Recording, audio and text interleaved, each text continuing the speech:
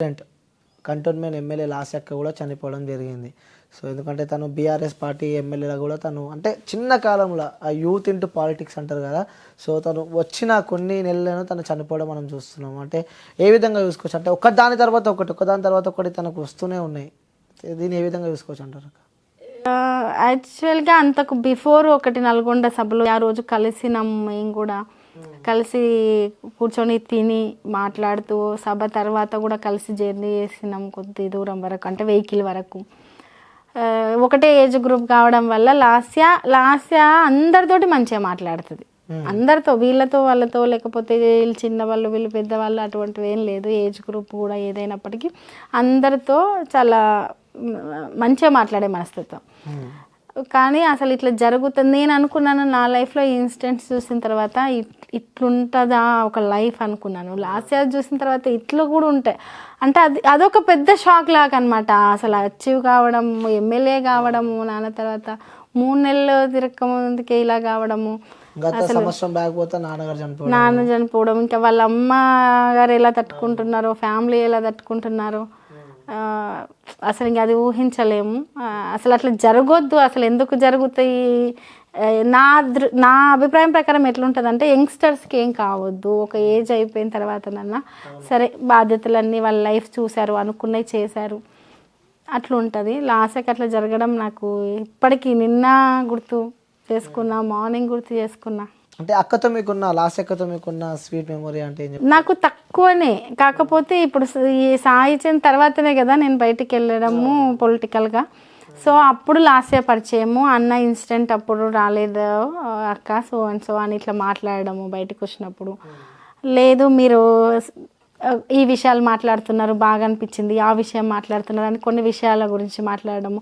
ఎప్పుడు ఎక్కడ కలిసినా అంటే పొలిటికల్గా బయట ఎప్పుడు కలిసినా మేమిద్దరమే దగ్గర కూర్చోవడం, ఒకే ఏజ్ గ్రూప్ కాబట్టి కొంచెం దగ్గర కూర్చోవడము, మాట్లాడడము అట్లా ఉండేది.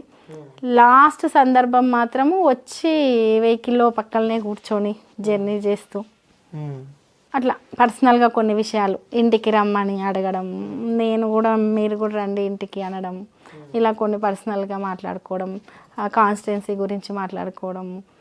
అంటే కాన్స్టిట్యున్సీకి సంబంధించి కూడా అసలు అది కావాలని చేసిన ఇన్సిడెంట్, అసలు యాక్సిడెంట్ కాదు, చేపించారని చెప్పి కూడా కొన్ని వార్తలు మనం చూస్తున్నాం అక్క. ఎందుకంటే మీరు అదే పార్టీలో ఉన్నారు కాబట్టి సో మాట్లాడుతూ ఉంటారు, ఎందుకంటే మీ పార్టీ ఎమ్మెల్యే కాబట్టి. ఎందుకంటే ఇంకోటి అక్కడ క్వశ్చన్స్ రేజ్ అవుతున్నాయి ఏంటంటే అదే కారులో తన గన్మెన్లు కూడా లేకుండా ఒక ఎమ్మెల్యే బయటికి వెళ్ళింది. సో యాక్సిడెంట్ జరిగిన తర్వాత కూడా వెంటనే దానికన్నా ముందు కూడా ఒక పాప కారులో ఉండే, నెక్స్ట్ మూమెంటే పాపను కూడా షిఫ్ట్ చేసిన తర్వాత యాక్సిడెంట్ అయింది, అందులో గన్మెన్లు కూడా లేరు అని చెప్పి వార్తలు. అతను ఇంకోటక్క ఈ నల్గొండలో ఇన్సిడెంట్ అయిన తర్వాత కూడా చాలామంది టెంపుల్స్ దగ్గరికి వెళ్ళి కూడా తాయితలు కట్టించుకునేది, తన బాడీపై కూడా 10 తాయితలు ఉన్నట్టు కూడా కొన్ని సమాచారాలు వస్తున్నాయి మనకి. అంటే మీ దగ్గరికి ఏమని తెలిసిన ఈ లాస్యక్కకి సంబంధించి? అంటే ఇప్పుడు ఒక ఇన్సిడెంట్ జరిగిన తర్వాత అంటే ఇప్పుడు ఉన్న మనకు అంటే ఇంతకుముందు మీడియా వేరు, సోషల్ మీడియా వేరు, ఇప్పుడున్న దానికి 1కి 4 ఊహలు రావడము, ఎవరికి తోచింది వాళ్ళు మాట్లాడడము, లేదు సంఘటనను ఒక్కొక్కరు వాళ్ళదైన ఆలోచనలు దానికి జోడించి మాట్లాడడము, ఇవన్నీ సహజంగా జరగడము. ఎవరు కావాలని ఇటువంటి చెయ్యరు అనేది అందరికీ తెలిసి ఉండొచ్చు. బహుశా బయట ఇట్లున్నాయి కాబట్టి అట్లా మాట్లాడుకుంటున్నారేమో ఇష్యూని. కానీ అది అన్ఎక్స్పెక్టెడ్లీ జరిగిన ఇష్యూ లాగానే నాకు అనిపిస్తుంది. సరే గన్మెన్లు లేకుండా అంటే ఇప్పుడు నేను కూడా ఒకనొక సందర్భంలో మా పిల్లల్ని తీసుకొని మీరు ఎందుకు ఉండండి అని చెప్పి గన్మెన్లు లేకుండా బయటికి తీసుకెళ్ళి వాళ్ళకి ఏమన్నా సహజంగా వాళ్ళకంటూ పర్సనల్గా ఏముంది, ఎప్పుడు వచ్చే గన్మెన్సే కదా అన్నట్టు కూడా వెళ్తుంటారు కదా. అట్లా బయట ఏం టాక్ లేదండి, ఏదో సోషల్ మీడియాలో అట్లా మాట్లాడుకోవడం తప్ప అనుకోకుండా జరిగిన ఇష్యూగానే చూడొచ్చు. కాకపోతే కొంచెం జర్నీ కాబట్టి కొంచెం సేఫ్గా జర్నీ చేస్తే బాగుండేది భవిష్యత్తు అంటే వచ్చిన కొంతకాలంలోనే. కాకపోతే ఎవరు అనుకోం కదండి, ఇప్పుడు మేము కూడా ఇక్కడే ఉన్నాము, ఆడికి వెళ్ళాము, అట్లా జరుగుతుంది. బిఫోర్ ఒక 15 నిమిషాల వరకు కూడా ఇట్లా జరుగుతుంది అని అనుకోలేదు, జరిగింది. ఇలా వెళ్ళకుంటే బాగుండేదేమో, అలా అయితే బాగుండేమో, ఇంకే అయిపోయిన తర్వాత మనకు 100 ఆలోచనలు వస్తాయి, ఆ టైంకి మనకు అనిపించదు అంతే. ఓకే అక్క. సో ఇప్పుడు కాంగ్రెస్ పార్టీ విషయానికి వస్తే కూడా కాంగ్రెస్ పార్టీ వచ్చి కూడా 70 to 80 డేస్ అవుతుంది. సో వాళ్ళు ఇచ్చిన గ్యారంటీలు కూడా వాళ్ళు అమలులోకి తెస్తున్నారు. నిన్న కూడా 2 గ్యారంటీలకి అమలు తీసుకొని వచ్చారు. సో ఏం చెప్దాం అనుకుంటున్నారు మీరు? ఎందుకంటే ఆ బీఆర్ఎస్ పార్టీ కూడా కాంగ్రెస్ పార్టీ విమర్శించడం మనం చూస్తున్నాము. అంటే ఏ విధంగా చూసుకోవచ్చు అంటారు దీనిని? ఒకటి కాంగ్రెస్ పార్టీ 6 గ్యారెంటీలు హామీ ఇచ్చి అధికారంలోకి వచ్చిందన్న సంగతి ప్రజలందరికీ తెలుసు, రాజకీయ విశ్లేషకులకు కూడా తెలుసు. 6 గ్యారెంటీలు ఎంతవరకు అమలు చేయగలుగుతుంది లేదు అనేసి ఇంతకుముందు ఆర్థిక శాఖ మంత్రులుగా పనిచేసిన వాళ్ళు కావచ్చు, రాజకీయాల మీద బాగా అవగాహన ఉన్న వాళ్ళు, బడ్జెట్ మీద అవగాహన ఉన్న వాళ్ళు చెప్తూనే ఉన్నారు. ఆ హామీలు నెరవేర్చే పరిస్థితి అనేది లేదు. హామీలు ఒకవేళ నెరవేర్చే పరిస్థితి ఉన్నా పూర్తి స్థాయిలో లబ్ధిదారులకు అందకపోవచ్చు అనేది ఒక వాదన మనం వింటున్నాం. దాంట్లో ముఖ్యంగా బిఫోర్ బస్సు ఉచిత బస్సు సంబంధించింది చేశారు. ఆ బస్సు అంటే ఏదైనా ఒక హామీ అమలు పరిచేటప్పుడు ప్రభుత్వం పర్టికులర్గా దానికి సంబంధించిన ఒక ప్రణాళిక వేసుకొని వేరే వర్గాలకు ఎటువంటి ఇబ్బంది కాకుండా, ఈవెన్ హామీ ఎవరి కోసమైతే అమలు చేస్తున్నారో వాళ్లకు ఇబ్బందులు లేకుండా అలా హామీలను అమలు చేస్తే కొంతవరకు ప్రజలకు బాగుంటుంది అనేది నా అభిప్రాయం. ఇప్పుడు ఉచిత బస్సు అమలు చేశారు, చాలా వరకు బస్సులు లేకపోతే స్టూడెంట్స్ కావచ్చు, ఎంప్లాయీస్ కావచ్చు, ఫుడ్ బోర్డ్ ప్రయాణం చేసి కావచ్చు, అలా చాలా ఇబ్బందులు పడుతున్న వాళ్ళు ఉన్నారు. 2 ఆర్టీసీ అద్దె బస్సులను తెచ్చుకుంటుంది కదా, వాళ్ళకు సంబంధించిన యాజమాన్యాలు కూడా స్ట్రైక్ చేస్తామని, మా బస్సుల కండిషన్ అటు ఇటు అవుతుందని అలా మాట్లాడింది ఉంది. ఈవెన్ ఆటో డ్రైవర్ల పరిస్థితి చూసారు, మాకు ఇల్లు గడవలేని పరిస్థితి ఉంది అని. ఆటో డ్రైవర్స్ ఏం రిచ్ గారు కదా, వాళ్ళ పరిస్థితులు రోజు వస్తేనే పూట గడిచే పరిస్థితి కదా.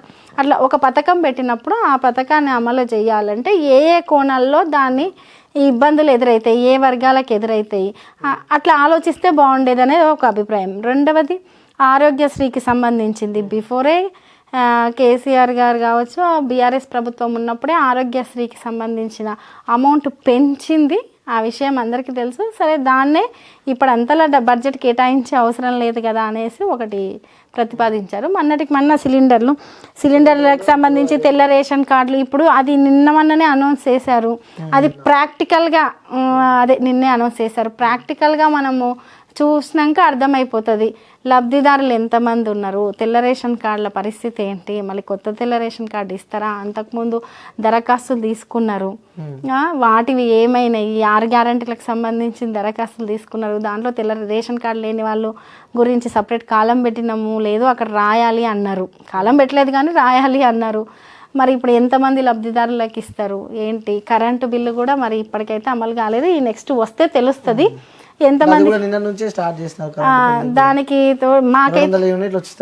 నిన్న స్టార్ట్ చేశారు. అంటే ప్రాక్టికల్ గా నేను అనేది ఒక వేదిక మీద ఇదిగో ఇది ఇస్తున్నాము, ఈ స్కీమ్ ఇస్తున్నామని అనౌన్స్ చేశారు. కానీ ప్రాక్టికల్ గా వచ్చేసరికి సిలిండర్ లబ్ధిదారులు కావచ్చు, ఉచిత కరెంటుకు సంబంధించిన లబ్ధిదారులు ఎంతమంది, ఏ ప్రాసెస్ లా వాళ్ళు చెప్తున్నారు కదా, ఇగో ఇది ఉంటే ఇవ్వము, ఇది ఉంటే ఇవ్వము, తెల్ల రేషన్ కార్డు ఉంటే ఇస్తాము, ఇవన్నీ చెప్తున్నారు కదా. అవి ప్రాక్టికల్ గా వచ్చేసరికి ఎలా ఉంటాయి, నా ఆలోచన ప్రకారం అయితే ప్రాక్టికల్గా చాలా ఇబ్బందులు అనేది నా. ఓకే అక్క, రీసెంట్గా కూడా జర్నలిస్ట్ శంకర్పై జరిగిన దాడిని ఏ విధంగా చూసుకోవచ్చు? అంటే ఆ బీఆర్ఎస్ పార్టీ వాళ్ళు ఏమన్నారంటే కావాలని చెప్పి కాంగ్రెస్ పార్టీ వాళ్ళే కుట్టించారు, రేవంత్ రెడ్డి అనుచరులు తమ్ముడు కొండలరెడ్డి కూడా ఆ జర్నలిస్ట్ శంకర్పై దాడికి ప్రయత్నించారని చెప్పి కూడా వార్తలు వస్తున్నాయి. అసలు ఎందుకంటే మీరు పరామర్శించినారు కాబట్టి అడుగుతున్నాను నేను. ఇప్పుడు శంకర్ సంబంధించింది ఏంటంటే అది దాడి ఎవరి పట్ల చేసినా దాడిని ఎవరైనా ఖండించాలి. ఒకటి వ్యక్తి మీద అమానుషంగా దాడి చేయడం అనేది, మనం ఏం ఆటవిక సమాజంలో లేము. ఫస్ట్ వ్యక్తి మీద దాడి చేయడం అనేది క్రూరమైన చర్య. 2వది సరే నిజంగానే శంకర్ ఇలా మా జర్నలిస్టు అయ్యుండి లేదు తన అభిప్రాయం ఈ రకంగానే చెప్తుండో ఆ రకంగా వ్యక్తి స్వేచ్ఛ అనేది ఉంది. వ్యక్తి స్వేచ్ఛని ఎవరైనా వాక్ స్వాతంత్రం ఉంది, ఎవరైనా వాళ్ళ అభిప్రాయాలను వాళ్ళని చెప్పుకోవచ్చు. అయితే దాడికి సంబంధించిన విజువల్స్ చూస్తే మాత్రం అది ప్లాన్డ్గానే ఉంది. ఈ వ్యక్తులు ఉన్నారా ఆ వ్యక్తులు ఉన్నారా అనేది ఇప్పుడు రేపు కేసు పెట్టి వాళ్ళు వచ్చి ఎవరిని వాళ్ళు వేయరు, కానీ ఆ దాడి మాత్రం ప్లాన్డ్గా చేసినట్టే ఉంది. మేము కూడా ఈయన వేదికల మీద సభల మీద పాట పాడినప్పుడు అటువంటి 100 దాడులు, ఇప్పుడు సోషల్ మీడియా ఉంది, అప్పుడు సోషల్ మీడియా లేదు. మేము చిన్న పాపను వేసుకొని మా బాబు పుట్టిన 5 months కూడా మా కార్ల మీద దాడులు, రాళ్ళ దాడులు, అవును. జరిగిన సందర్భాలు వందలు ఉన్నాయి. చైర్మన్ అయిన తర్వాత కూడా గద్వాల అయింది కదా ఒకసారి. చైర్మన్ ఆలంపూర్ సైడ్ చైర్మన్ అయిన తర్వాత ఒక ఘటన ఉంది. ఉమ్. అట్లా వందల అంటే మనం ఒకటి మాట్లాడినప్పుడు కావచ్చు, ఏదైనా బలంగా పాడినప్పుడు కావచ్చు, అవతలి వ్యక్తులు ఆగ్రహంతోనో కోపంతోనో లేకపోతే ఇంకా దేనితోనో అలా ప్రవర్తించిన తీరు చూస్తూ ఉంటాం. కానీ ఈ వ్యక్తులే చేయించారా ఆ వ్యక్తులే చేయించారా అనేది అది చట్ట పరిధిలోది. ఖచ్చితంగా దాన్ని ఆలోచించాలి. అందరికీ తెలుసు. ఇప్పుడు నేను ఈరోజు బహిరంగంగా చెప్పినా చెప్పకపోయినా అటువంటి ఎవరు చేయిస్తారు ఏంటి రాజకీయంగా అనేది అందరికీ తెలుసు. కాకపోతే ఆ దాడి మాత్రం అందరికి ఖండించాల్సిందే. ఓకే అక్క. సో చివరిగా పాలమూరు ప్రజలకి అలాగే తెలంగాణ ప్రజలకి ఏం చెప్దాం అనుకుంటున్నారు అక్క? ఒకటి, సాయిని ఎంత ఆదరించారో, ఎంత అభిమానించారో, ఎంత ఇంటి మనిషిలాగా దగ్గరికి చేసుకున్నారో, అంటే ఉద్యమ సందర్భం నుంచి ఆ ఇన్సిడెంట్ జరిగే వరకు నన్నే అంతే రీతిలో వాటి కుటుంబ సభ్యుల్లాగా యావత్ తెలంగాణ సమాజం అనుకోండి, మా పాలమూరు అనుకోండి, కుటుంబ సభ్యుల్లాగా దగ్గరికి తీసుకున్నారు. కాబట్టి వాళ్ళు నాకు ధైర్యాన్ని ఇచ్చారు. బయటికి అడిగేయడానికి ముఖ్య కారణం కూడా వాళ్ళే అయ్యారు. ఖచ్చితంగా సాయి ఏదైతే చేయాలనుకుంటుండో అది చెయ్యడానికే నేను అది కష్టపడుతున్నాను. కానీ ఒక ఆశయం కోసం కష్టపడుతున్నాను. దానికి ఖచ్చితంగా వాళ్ళందరూ నాకు ధైర్యాన్ని ఇస్తూ ఇప్పుడు ఈరోజు ఏ రకంగా అయితే నాకు తోడుగా అనుకోండి, అండగా అనుకోండి ఉన్నారో, అది అంటే నేను చేసే వరకు అదే రకంగా ఉంటారని వాళ్ళను బలంగా నమ్ముతున్నాను, ఆశిస్తున్నాను. వాళ్ళు ఇచ్చిన ధైర్యానికి కూడా వాళ్ళకి కృతజ్ఞతలు చెప్తున్నాను. సో ఓకే అక్క, థ్యాంక్ యూ అక్క. ఆ త్వరలో ప్రభుత్వం ఇస్తే మాత్రం ఎంపీగా చూడాలనుకుంటున్నాం, లేకుంటే ఎమ్మెల్సీగా నన్ను పక్కా చూడాలనుకుంటున్నాం అక్క. సో మీ అనుకున్న గోల్స్ కూడా రీచ్ అవ్వాలని చెప్పి కూడా మనస్ఫూర్తిగా కోరుకుంటున్నాం అక్క. థ్యాంక్ యూ సో మచ్ అక్క. మంచిదండి. ఇప్పుడు ఆపరేషన్ లేకుండానే మోకాళ్లకు ప్లాస్మా ట్రీట్మెంట్, మీ ఆర్థోపెడిక్ సమస్యలన్నిటికీ రోబోటిక్ టెక్నాలజీ ద్వారా తక్కువ ఖర్చుతో శాశ్వత పరిష్కారం, ఫ్రీ కన్సల్టేషన్, ప్రతి ట్రీట్మెంట్ పై 20% డిస్కౌంట్. ఈ ఆఫర్ కొద్ది రోజులు మాత్రమే, త్వరపడండి. V9 hospitals 9281465842